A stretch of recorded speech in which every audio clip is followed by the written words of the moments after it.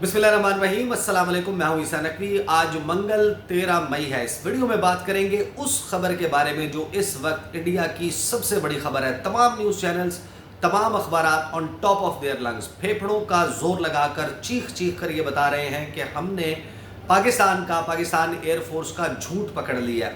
लेकिन आपने घबराना नहीं है।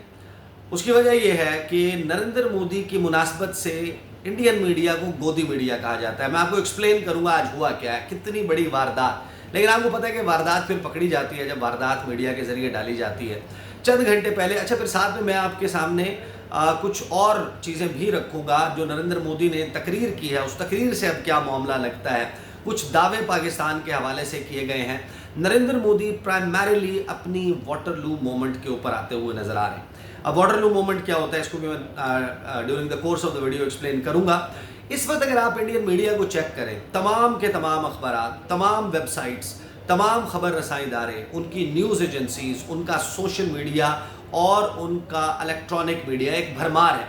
नरेंद्र मोदी ने दौरा किया है आदमपुर एयरबेस का। अब आदमपुर एयरबेस पर पाकिस्तान एयरफोर्स ने और पाकिस्तान के मीडिया ने यह दावा किया था कि S-400 मिसाइल डिफेंस सिस्टम उसको टारगेट किया गया पाकिस्तान की तरफ से। नरेंद्र मोदी आज वहां पर जाते हैं और उनके बैकड्रॉप में एक तस्वीर नज़र आती है आपको, जिसमें S-400 मिसाइल डिफेंस सिस्टम का लॉन्चर नज़र आ रहा है। और इस लॉन्चर की तस्वीर जो है वो, और सिर्फ तस्वीर नहीं नज़र आ रही, उनके बैकग्राउंड में मौजूद है ये लॉन्चर बाकायदा।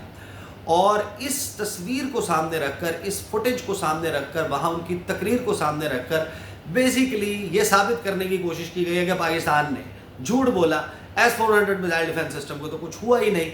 मैं आपके सामने पहले तो हेडलाइंस रख देता हूँ कि इस वक्त इसको रिपोर्ट कैसे किया जा रहा है। फिर जो उन्होंने हमारा फैक्ट चेक किया है, मैं आपको उनका फैक्ट चेक करके दिखाऊंगा कि 1.5 अरब की आबादी में, यानी इतना बड़ा मुल्क है, दुनिया का आबादी के लिहाज से सबसे बड़ा मुल्क, जो ये कहता है कि हमारे ब्रिलियंट माइंड्स हैं, हमारे यहाँ आज़ादी है, हमारे यहाँ मीडिया ये, हमारे यहाँ मीडिया वो, सर खा जाते हैं। उनके यहाँ एक ऐसा एडिटर नहीं है, एक ऐसा रिपोर्टर नहीं है, एक ऐसा अखबार, एक ऐसी वेबसाइट, एक ऐसा टेलीविज़न जो आज सर्कस किया गया है आदमपुर में, जो उसकी हकीकत अपने लोगों को बयान कर सके। इस वक्त हेडलाइंस क्या है? हिंदुस्तान टाइम्स की हेडलाइन मेरे सामने मौजूद है।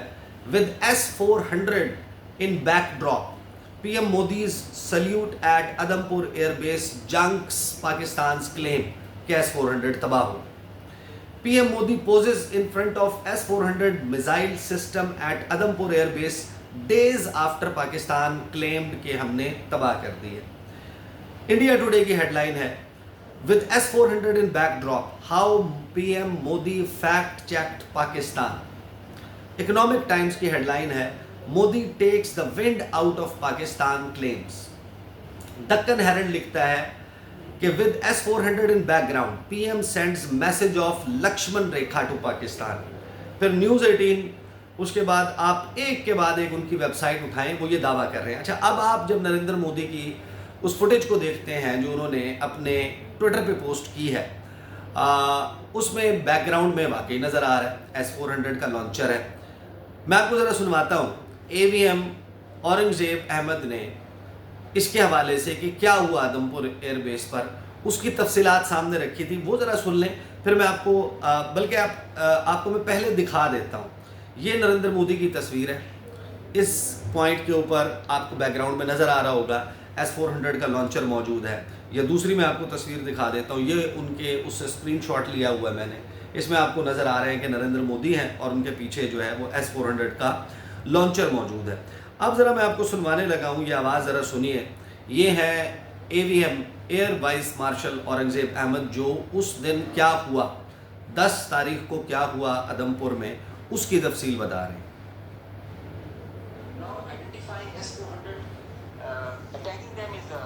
Easier part than identifying it on ground because it is mobile, it's high, it's a high value thing, and you guard it. It's kind of a center of gravity. So we were tracking through our satellite imagery well before the hostilities, as we usually do. So we had pinpointed S-400. As you can see, we knew that this is parked. It's cheese bolt radar, and the other part of the radar, the other constituents of the whole S4 battery. अब आपने सुना होगा इन्होंने कहा कि चीज board radar क्या है, कि चीज बोर्ड रडार आपको नजर आ रहा है, और उसके बाद अगली तस्वीर दिखाई गई कि जो चीज बोर्ड रडार है वो नजर नहीं आ रहा, वो तबाह हो चुका है। ये तस्वीर है जो बेसिकली शेयर की थी। अब चीज बोर्ड रडार क्या होता है? दिस इज चीज बोर्ड रडार। ये आप देखिए, ये आपको तस्वीर में नजर आ रहा है। दिस इज कॉल्ड चीज बोर्ड रडार, जो आपको इस तस्वीर में नजर आ रहा है। और ये चीज़ बोर्ड रडार है क्या? अब पाकिस्तान एयरफोर्स ने ये दावा किया, पाकिस्तान एयरफोर्स की तरफ से ये क्लेम किया गया कि हमने चीज़ बोर्ड रडार जो है, बेसिकली चीज़ board radar S-400 missile defence system, दुनिया के बेहतरीन जो फ़िज़ा से आने वाले हमले हैं उनके ख़िलाफ़ सबसे बेहतरीन दिफाई जो निज़ाम है उनमें इसका शुमार होता है। इसके मुख्तलिफ़ कॉम्पोनेंट्स हैं। इसके 2-3 किस्म के रडार्स हैं। एक वो रडार है जिसको चीज़ बोर्ड रडार कहा जाता है। जब आप उसको सर्च करेंगे आपको पता चलेगा कि चीज़ बोर्ड रडार बेसिकली उसको उसकी शेप की वजह से कहा जाता है, और उसका काम यह है कि उसने फाइंड करना है और ट्रैक करना है उस ऑब्जेक्ट को, फ्लाइंग ऑब्जेक्ट को, जो आपकी एयर स्पेस में दाखिल हो रही है। और जब वो इसको ट्रैक करेगी, वो सिग्नल देगी फाइंड करने के बाद, और बैटरीज जो इसका लॉन्चर है वहाँ से मिसाइल लॉन्च होगा उसको इंटरसेप्ट करने के लिए, आने वाली चीज़ को तबाह करने के लिए। अब उस आने वाली चीज़ को तबाह करने के लिए जो गाइडेंस का काम है उस मिसाइल को, वो एक और रडार ने करना है। पाकिस्तान ने दावा ये किया कि हमने चीज़ बोर्ड रडार जो है उसको फड़का दिए, और नरेंद्र मोदी ने S-400 मिसाइल डिफेंस सिस्टम के लॉन्चर के सामने खड़े होकर अपनी तस्वीर उतरवाई। आप अंदाज़ा लगाइए उनके जहनी हालत का इस वक्त। इंडिया किस और बीजेपी, नरेंद्र मोदी जो 56 इंच की छाती, माचो मैन, वो बंदा इस वक्त जहनी तौर के ऊपर जिसे कहते हैं दिमागी संतुलन उसका बिगड़ चुका है, उसका दिमागी तवाज़ुन ख़राब हो चुका है। उसको समझ नहीं आ रही कि वो अपनी फेस सेविंग कैसे करे। अदमपुर जाकर S-400 के सामने खड़े होकर, उसके लॉन्चर के सामने खड़े होकर वो ये साबित करना चाह रहा है कि इसका चीज़ बोर्ड रडार जो है वो तबाह नहीं हुआ। अब 3 प्रैक्टिकली यूनिट्स हैं जो इस वक्त इंडिया के पास। आप उत्तराखंड वाला, वो जो आपने साउथ में लगाया वो, और तीसरा है आपका आदमपुर का। आप इन तीनों को अगर इंडिया में किसी जगह को आप महफूज तसव्वुर करते हैं, ज़ाहिर है कि अब तो जंगबंदी हो चुकी ना, फायरबंदी हुई भी है, आपको लगता है कि इंडिया में कोई जगह महफूज है, आप तीनों एग्स जो हैं वो एक बकेट में इकट्ठे करें, वहाँ पर आप इंडियन मीडिया को बुलाएं, इंटरनेशनल मीडिया को बुलाएं, और एक कैमरे के सामने रखकर लाइव कमेंट्री करवाएं आप तमाम सहाफ़ियों से कि देखें जनाब, पूरे का पूरा जो S-400 के यूनिट्स हैं वो मुकम्मल तौर पर हमारे पास बग़ैर डैमेज हुए मौजूद है। अब चीज़ बोर्ड रडार है वो S-400 मिसाइल डिफेंस सिस्टम में, चीज़ board refers to the 96L6E radar, a 3D early warning and acquisition radar. It operates in the C-band and is used for detecting and tracking airborne threats. The radar's nickname cheese board comes from its appearance, which resembles a cheese board due to its rectangular shape. फिर आगे ये function बताता है कि वो करता क्या, जो मैं ऑलरेडी एक्सप्लेन कर चुका हूँ। इसका ऑपरेशन कैसे होता है, इसकी कैपेबिलिटीज़ क्या है, इसकी मोबिलिटी क्या होती है। तो पाकिस्तान की तरफ से दावा जो है वो ये किया गया था कि इंडिया का जो मिसाइल डिफेंस सिस्टम है S-400, उसका चीज़ बोर्ड रडार आपको नज़र आ रहा है। यहाँ पर हमने अटैक किया और चीज़ बोर्ड रडार हमने उड़ा दिया है। और दूसरी तरफ इंडिया का वज़ीर आज़म 1.5 अरब आबादी का प्राइम मिनिस्टर, प्राइमरीली जब आप उनकी तकरीर भी सुनते हैं तो चाय वाले के ज़ाहिर है कि एक बैकग्राउंड है एक बंदे का। अब वो चाय वाला चाय नहीं बना रहा, वो अपने मुल्क के अवाम की और इस पूरी दुनिया के दिमाग की लस्सी बना रहा।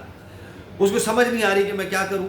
ये मैं आपको कुछ चीज़ें सुनवाने लगा हूं जो उसने तकरीर की है, और इसमें 3 बेसिकली एस्पेक्ट्स हैं जिनके ऊपर बात करना बहुत ज़रूरी है। एक, नरेंद्र मोदी जो है वो मांग रहा है पाकिस्तान से, या इस सारी एपिसोड में वो चीज़ जो नवाज शरीफ से मांगी थी और नवाज शरीफ ने दे दी थी। क्या अब भी वो गलती होगी? उस वक्त भी नून लीग की हुकूमत थी, आज भी नून लीग की हुकूमत है। तो सवाल ये है कि क्या आज भी वही होगा जो नवाज शरीफ ने ऊफा में किया था? पहले ज़रा सुने नरेंद्र मोदी ने बात क्या की। पाकिस्तान के ड्रोन्स, पाकिस्तान की मिसाइलें भारत के सामने तिनके की तरह बिखर गई। भारत के सशक्त एयर डिफेंस सिस्टम ने उन्हें आसमान में ही नष्ट कर दिया। नरेंद्र मोदी ने ये कहा है कि पाकिस्तान की मिसाइलें, पाकिस्तान के ड्रोन, भारत के फलां एयर डिफेंस सिस्टम ने आसमान में ही नष्ट कर दिए, तबाह कर दिए। अब ये दावा है इंडियन प्राइम मिनिस्टर का जो इंडिया की आवाम है उसके सामने कि हमारा एयर डिफेंस सिस्टम इतना बेहतरीन था कि पाकिस्तान से आने वाले मिसाइल, पाकिस्तान से आने वाले रॉकेट, पाकिस्तान से आने वाले ड्रोन्स हवा में नष्ट कर दिए, तबाह कर दिए। अब वही नरेंद्र मोदी जो है आगे जो गुफ्तगू करता है, इस गुफ्तगू के दो हिस्से हैं, दोनों पे तबसरा करूंगा, लेकिन पहले आप उनकी गुफ्तगू सुने। भारत की इस कार्रवाई से पाकिस्तान घोर निराशा में गिर गया, हताशा में गिर गया था, बौखला गया था, और इसी बौखलाहट में उसने एक और दुस्साहस किया। आतंक पर भारत की कार्रवाई का साथ देने के बजाय पाकिस्तान ने भारत पर ही हमला करना शुरू कर दिया। पाकिस्तान ने हमारे स्कूलों, कॉलेजों, गुरुद्वारों, मंदिरों को, सामान्य नागरिकों के घरों को निशाना बनाया। पाकिस्तान ने हमारे सैन्य ठिकानों को निशाना बनाया, लेकिन इसमें भी पाकिस्तान खुद बेनकाब हो गया। दुनिया ने देखा। अब आप अंदाज़ा लगाएं, ये नरेंद्र मोदी ने कहा पहले, यानी एक ही सांस में वो बोला कि भारत के एयर डिफेंस सिस्टम ने पाकिस्तान के मिसाइलों को, पाकिस्तान के ड्रोन्स को हवा में, आसमान में नष्ट कर दिया। उसके बाद वही नरेंद्र मोदी कहता है कि हमारे ऊपर पाकिस्तान ने हमला किया, पाकिस्तान ने हमारे स्कूलों को, कॉलेजों को, नागरिकों यानी कि शहरियों के घरों को और हमारे सैनिकी ठिकानों को, यानी हमारी मिलिट्री इंस्टॉलेशंस को या एयर बेसिस को निशाना बनाया। अब पाकिस्तान के मिसाइल तो रुक गए थे, पाकिस्तान के ड्रोन्स भी रुक गए थे, क्योंकि आपका मिसाइल डिफेंस सिस्टम बहुत अच्छा था। पाकिस्तान के जो है वो रॉकेट्स भी सो कॉल्ड, वो भी आपने हवा में, आसमान में नष्ट कर दिए थे। तो फिर ये स्कूलों, कॉलेजों, नागरिकों के घरों को और इन तमाम चीज़ों को फिर निशाना किसने बनाया? आप अंदाज़ा लगाएं, 1.5 अरब आबादी का मुल्क है और उसका वज़ीर आज़म किस तरीके से झूठ बोल रहा है। एक तरफ ये कह रहा है कि हमने तबाह कर दिया, दूसरी तरफ एक्सेप्ट कर रहा है कि हमारे अंदर हमला हुआ है, हमारे सैनिक ठिकानों को निशाना बनाया गया। और ये वो क्लेम्स हैं जो के सिविलियन इंफ्रास्ट्रक्चर को नुकसान पहुंचने का, जो इंडियन DGMOs ने भी नहीं किया। कम से कम अपने DGMOs को ही बता देता कि वो ये दावा करते कि ये चीज़ें जो है वो टारगेट हुई हैं। आप कह रहे हैं कि गुरुद्वारों को और मंदिरों को निशाना बनाया गया है। इंडियन मीडिया ने भी, इंटरनेशनल मीडिया ने, वहाँ के लोकल्स ने तस्वीर दिखाई, वीडियोस पोस्ट की कि किस प्रिसीजन के साथ अटैक्स किए गए, और वो आपको मुख्तलिफ एयर बेसिस के अंदर हुए हुए अटैक्स नज़र आते हैं, धुआं उठता नज़र आता है। ब्यास में जो स्टोरेज फैसिलिटी है ब्राह्मोस की, अदमपुर एयरबेस, पंपोर, भटिंडा, मुख्तलिफ जगहों पर आपको एग्जैक्ट प्रिसीजन के साथ अटैक नज़र आता है कि जो हुआ वह है। और नरेंद्र मोदी पागल बना रहा है अपने लोगों को कि वो 56 इंच की छाती, माचो मैन वाली बात साबित करने की कोशिश कर रहा है। और फिर आप को मैं वो गुफ्तगू का हिस्सा सुनवाने लगा हूँ कि जिसमें आपको आगे का पता चलता है कि इंडिया इस तमाम मामले में फ्यूचर में किस तरफ जाना चाहता है। वो ज़रा सुन लीजिए, फिर इसके और मियां मोहम्मद नवाज शरीफ ने क्या किया तो उस एंगल पे ज़रा बात कर लेंगे। भारत का मत एकदम स्पष्ट है। टेरर और टॉप एक साथ नहीं हो सकते। टेरर और ट्रेड एक साथ नहीं चल सकते, और पानी और खून भी एक साथ नहीं बह सकता। मैं आज विश्व समुदाय को भी कहूंगा हमारी घोषित नीति रही। अगर पाकिस्तान से बात होगी तो टेररिज्म पर ही होगी। अगर पाकिस्तान से बात होगी तो पाक ऑक्युपाइड कश्मीर पीओके उस पर ही होगी। बेसिकली ये वो चीज़ है जो इंडिया बहुत अरसे से चाहता है कि आप ये गुफ्तगू करते हैं वो हमेशा कि टेरर एंड टॉक्स, यानी मुज़ाकरात भी हो रहे हों और टेरर भी हो रहा हो। सबसे पहले तो जो टेरर का इस्तेमाल है इस लफ्ज़ का, कि एक आज़ादी की तहरीक को, एक इंडिजिनस आदिवासियों की आज़ादी की तहरीक को एक डिस्प्यूटेड टेरिटरी में दहशत गर्दी करार देना ही गलत है। जो अक़वाम मुत्तहिदा उसके प्रिंसिपल्स हैं, उसका चार्टर है, वो जो जस्ट फ्रीडम स्ट्रगल्स हैं मुतनाज़ा इलाकों में काबिज़ अफवाज के ख़िलाफ़, उसको जस्टिफाई करता है। तो सबसे पहले तो इस वहाँ पर कश्मीर में होने वाली जो मूवमेंट है उसको दहशतगर्दी से ताबीर करना, लेकिन जाहिर है कि जो इंसिडेंट सिविलियंस के साथ हुआ that comes under the bracket of terrorism, that is terrorism, कि आप आम शहरियों को, अनआर्म्ड सिविलियंस को निशाना बनाएं। ये उनकी फ़ौज के ख़िलाफ़ अटैक नहीं था, ये काबिज़ जो फोर्सेस हैं उनके ख़िलाफ़ नहीं था अटैक, लिहाजा पहलगाम इंसिडेंट इज़ डिफरेंट। लेकिन terror and talks can't go together, terror and trade can't go together, और पानी और खून एक साथ नहीं बह सकता। ये बात इंडिया पहले भी करता है, और इंडिया बेसिकली चाहता ये है कि आप दहशतगर्दी पर बात करें, जो मेरे मसाइल हैं उन पर बात करें, ट्रेड पर बात करें, कश्मीर पर बात नहीं करनी। ये गलती की थी मियां मोहम्मद नवाज शरीफ ने ऊफा में।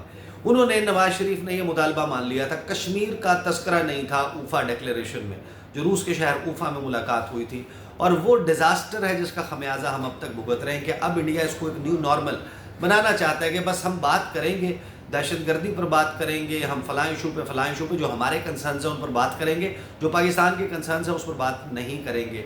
मियां मोहम्मद नवाज शरीफ ने तो ये चीज़ अलाउ कर दी थी, होने दिया था। आज उनके भाई की हुकूमत है, और वो मार्का जो सब ने देखा कि पाकिस्तान ने मैदान जंग में जीत लिया, अब वो मार्का मुंतकिल होने वाला है मेज़ पर।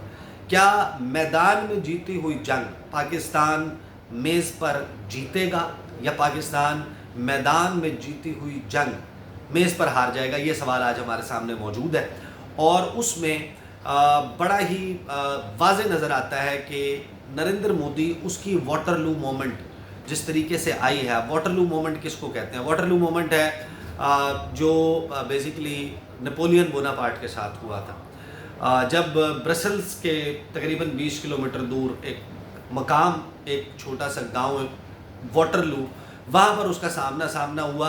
वो उससे पहले प्रशियंस, जर्मन्स बेसिकली, उनकी आर्मी को हरा कर, फेंटा लगाकर, मारकर वाटरलू के मकाम पर उसने पड़ाव किया था, और उसका सामना हुआ था ब्रिटिश आर्मी के साथ। और नरेंद्र मोदी, उस वक्त नेपोलियन बोनापार्ट से एक बहुत बड़ी गलती हुई थी, उसने हमले के लिए, पूरी रात बारिश होती रही, ग़ालिबन 1815 की या 1816 की बात है, पूरी रात बारिश होती रही, और सुबह उठकर उसके सामने जो लश्कर था वो 60-70 हज़ार का लश्कर था, और उसके पास अपनी जो फ़ौज थी और जर्नैल थे, कुल मिलाकर अफसर, उसके पास 1 लाख के करीब जो है वो उस वक्त वाटरलू में मौजूद थी फोर्स, और बड़े आराम से, और था भी बुलंदी के मकाम पर, और नीचे मौजूद थी फोर्सेस, जो ब्रिटिश फोर्सेस हैं।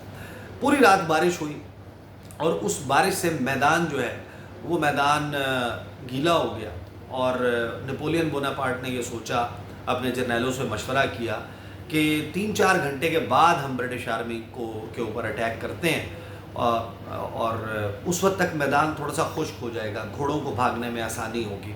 अब वैसे तो नेपोलियन दुनिया के बेहतरीन जर्नैलों में उसका शुमार होता है, नेपोलियनिक वॉर्स जो हैं आप उनको पढ़ें, और उससे ये जो अंदाजे की गलती थी कि वो जिस जर्मन आर्मी को हरा कर एक तरीके से आया था, वो रीग्रुप हो चुकी थी, और उसने पीछे से ज्वाइन करना शुरू कर दिया अगले 5 घंटों में, 6 घंटों में, और बाय द टाइम नेपोलियन ने अटैक किया ब्रिटिशर्स पे वाटरलू में, तो उस वक्त तक पीछे से प्रशियंस जो हैं, जर्मन्स, वो ज्वाइन कर चुके थे ब्रिटिश आर्मी को, और फिर उन्होंने नेपोलियन की फ़ौज को शिकस्त दी, नेपोलियन गिरफ़्तार हुआ और that was basically the end और डाउनफॉल ऑफ नेपोलियन। जब उसको गिरफ़्तार करके एक जजीरे पर मुंतकिल कर दिया, फिर वो मैदे के कैंसर की वजह से मारा गया। लेकिन इसको फिर कहा जाता है वाटरलू मोमेंट, कि आप अपने करियर में, एक बेहतरीन करियर में एक ऐसी संगीन गलती कर बैठे कि जिसका दावा मुमकिन ना हो। As of now Narendra Modi ने जो किया 22 अप्रैल ऑनवर्ड्स, वो उसको आप तशबीह दे सकते हैं कि that is Narendra Modi's Waterloo moment. कि वो गलती जिस तरीके से उसको लग रहा था, जिस तरह उसने पाकिस्तान को अंडर एस्टिमेट किया, पाकिस्तान की काबिलियत के ऊपर इंडियन मीडिया ने उनको चढ़ाया हुआ था, उनको ये लगता था कि पाकिस्तान जो है वो एक टर्न वाला साबित होगा।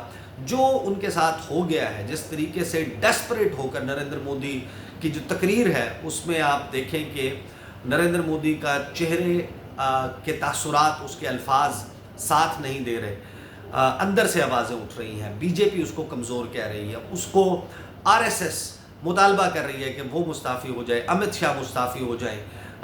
ये सारा सिनेरियो जो है वो बिल्डअप हो रहा है। इसके साइड बाय साइड पाकिस्तान में एक बड़ी इंटरेस्टिंग सिचुएशन डेवलप हुई है। इंशाल्लाह उस पर अगली वीडियो में बात करूंगा। अब तक के लिए इतना ही, इजाज़त दीजिए, अल्लाह हाफ़िज़।